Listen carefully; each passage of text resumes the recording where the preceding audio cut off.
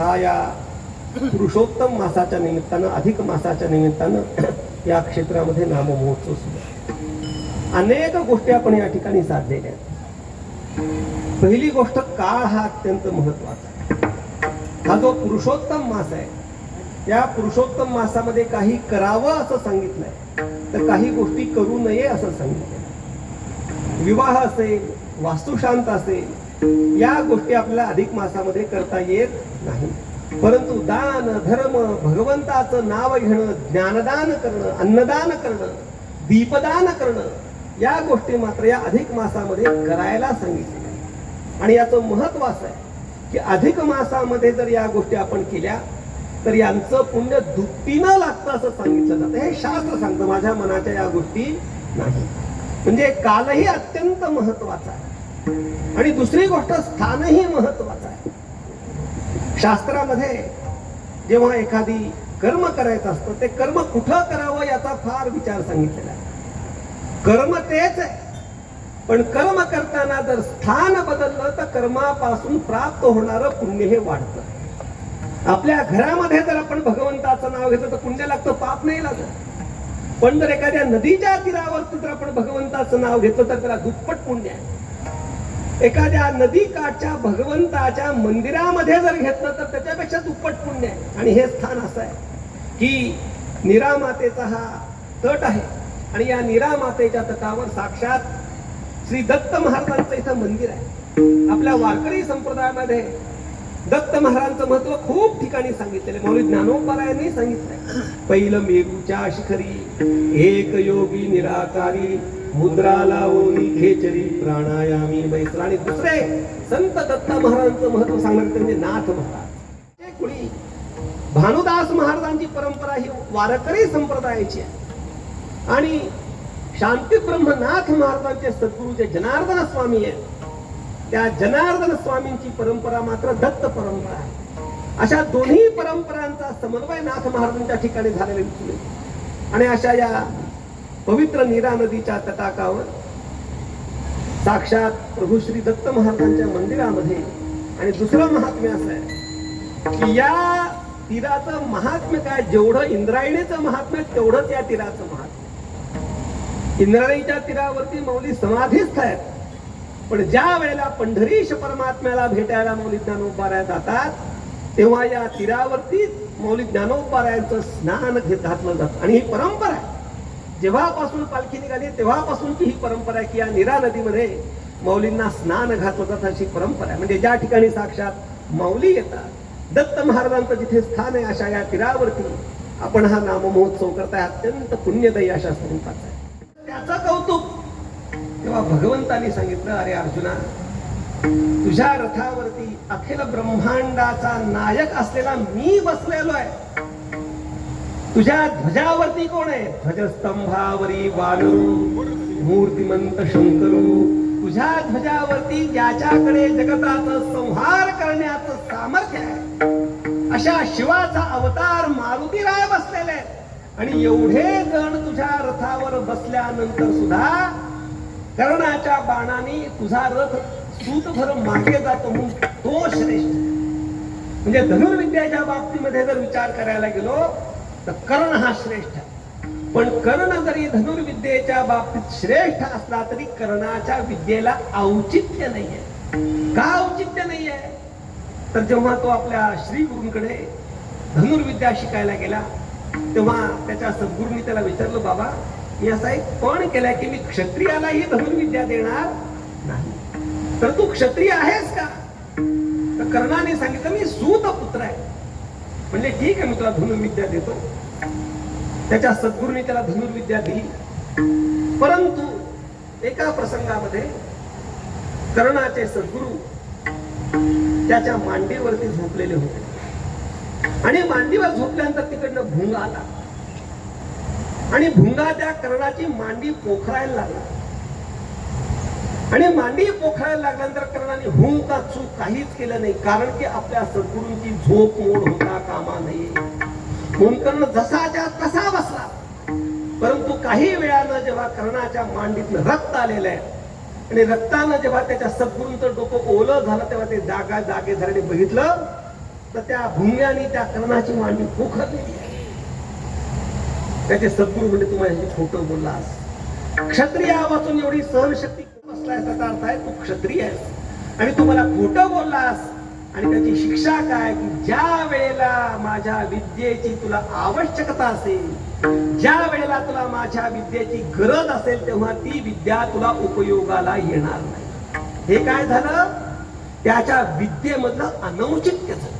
म्हणजे प्रत्येक गोष्टीमध्ये उचितता पाहिजे, व्यवहारामध्ये पण उचितता पाहिजे. आता व्यवहारामध्ये एखादी गोष्ट खरेदी करायची आहे, तर खरेदी करताना दुकानदार जेवढ्याला म्हणेल तेवढ्याला घ्यायची का काही त्याला कमी कर म्हणायचं?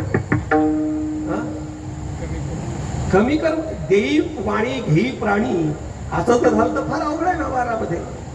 आपण जर एखादी गोष्ट घ्यायला गेलो तर घासाघीस केलीच पाहिजे. अहो सरकार घासाघीस करतं तर आपण घासाघीस न करायला काय तर आपण लोक लाजतात. किती घासाघीस करायची सांगतो तुम्हाला. निदान पक्षी सामान आणायला गेल्यानंतर पेट्रोलचे पैसे तरी निघाले पाहिजे. तिचा काहीही उपयोग होत नाही. औचित्य म्हणजे काय हे समजण्याकरता आपल्याला महाभारतामधला दृष्टांत सांगतो. महाभारतामध्ये दोन योद्धे महत्वाचे, एक आहे अर्जुन आणि दुसरा आहे कर्ण. तर अर्जुन आणि कर्ण या दोघांचा जर विचार करायला गेलो तर अर्जुन श्रेष्ठ आहे का कर्ण श्रेष्ठ आहे? काय ऋषी, कोण श्रेष्ठ आहे? अर्जुन श्रेष्ठ आहे का कर्ण श्रेष्ठ आहे? ज्याच्या करता भगवद्गीता सांगितले तो अर्जुन श्रेष्ठ आहे का दुर्योधनाच्या बाजूने जो लढला तो कर्ण श्रेष्ठ आहे? कोण श्रेष्ठ आहे? काय वाटतं तुम्हाला? दोघं नाही, दोघांपैकी एकच श्रेष्ठ साधारणपणे आपल्याला वाटतं अर्जुन श्रेष्ठ आहे, परंतु अर्जुनापेक्षा कर्ण श्रेष्ठ आहे. का श्रेष्ठ आहे? तर युद्धाच्या प्रसंगामध्ये अर्जुन आणि कर्ण हे जेव्हा दोघे एकमेकांच्या समोर आले तेव्हा अर्जुन बाण मारायचा आणि कर्ण बाण मारायचा. आणि अर्जुनाचा बाण जर कर्णाच्या रथाला लागला तर कर्णाचा रथ भरलांभर मागे जायचा. आणि जर कर्णाचा बाण अर्जुनाचा रथाला लागला तर अर्जुनाचा रथ सूदभर, ज्याला मिलीमीटर म्हणतात, ते मिलीमीटर भर मागे जायचं. पण अर्जुनाचा रथ जेव्हा कर्णाच्या बाणानं मिलीमीटर भर मागे जायचा तेव्हा भगवान श्रीकृष्ण परमात्मा जो अर्जुनाचा सारथी आहे तो कर्णाचं कौतुक करायचा. कर्णाचा रथ फरलांगर भर मागे गेला तरी अर्जुनाचं कौतुक भगवंतांनी कधीच केलं नाही. पण अर्जुनाचा रथ जर सूतभर मागे गेला तर भगवान कोणाचं कौतुक करायचे? कर्णाचं कौतुक करायचे. अर्जुनाला राग. अर्जुन म्हणाला तू माझा ड्रायव्हर आहे का त्याचा ड्रायव्हर आहे? कौतुक माझं केलं पाहिजे का त्याचं केलं पाहिजे? माझ्या. तर प्रत्येकाचा प्रयत्न ह्याच्या करताय की आपल्याला समाधान प्राप्त झाला पाहिजे, आपल्याला सुख मिळालं पाहिजे. परंतु व्यवहारामध्ये प्रत्येका प्रयत्नाला सुख मिळतच का नाही मिळत? काय आनंद महाराज, आपण प्रयत्न करतो, कशा करता प्रयत्न करतो? सुखप्राप्ती करता प्रयत्न करतो. पण सुखप्राप्ती करता केलेला प्रयत्न प्रत्येक वेळेस सफल होतो का नाही होत? बहुतांश वेळेला होत नाही, कधीतरी तो सफल होतो. असं का घडतं?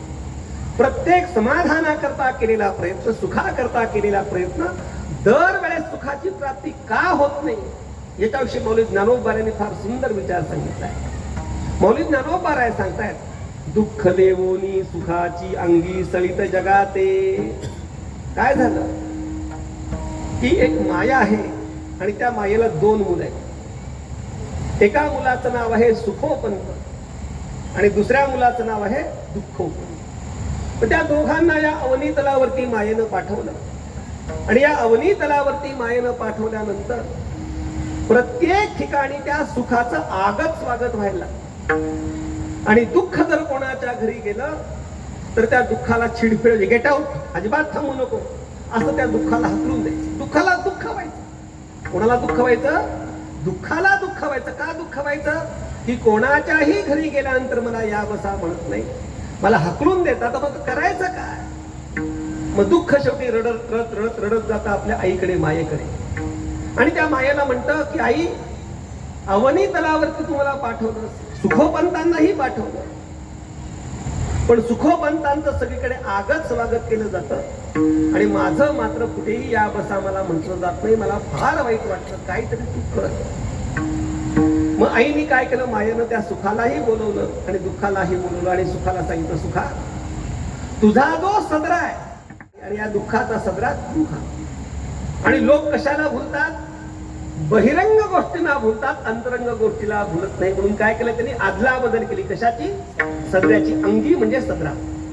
त्या दुःखाला घातला सुखाचा सदरा आणि सुखाला घातला दुःखाचा सदरा आणि परत पाठवून दिला. आणि परत पाठवल्यानंतर लोक त्या सदऱ्याला भुलले, त्या अंगीला भुलले आणि लोक बोलवायला लागले कोणाला, दुःखाला. पण कोणत्या दुःखाला, ज्या दुःखानं सुखाचा अंगरखा घातलाय त्याला बोलवायला.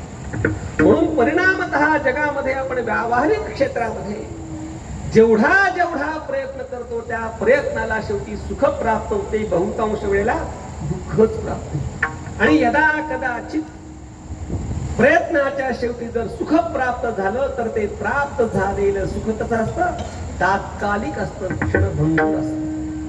म्हणजे एक तर व्यवहारामध्ये सुख मिळत नाही आणि सुख जर मिळालं तर ते संतांनी आपल्याला त्या भगवंताची ओळख करून दिली म्हणून भगवंत आपल्याला कळाला.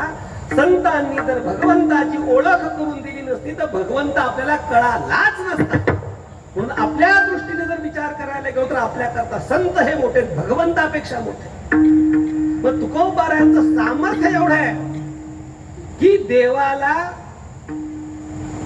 थोडासा स्पष्ट शब्द आहे, देवाचं नाव खराब करायचं का देवाचं नाव चांगलं ठेवायचं हे सामर्थ्य कोणाकडे, जगद्गुरु तुकोबारायांकडे. जगद्गुरु तुकोबाराय भगवंताला म्हणताय, तू मला घाबरून मी तुझ्या नावाचा सगळीकडे बदनामी करेन, तुझं नाव मी खराब करेन, असं न घाबरता जर तुला वाटत असेल तर, मला हे दान देण्यामध्ये तुझं समाधान असेल तर, हे दान देणं मला जर तुला उचित वाटत असेल तर काय कर, करुणी उचित देई हेची दान. कोणतं हेची दान, आवडे उचित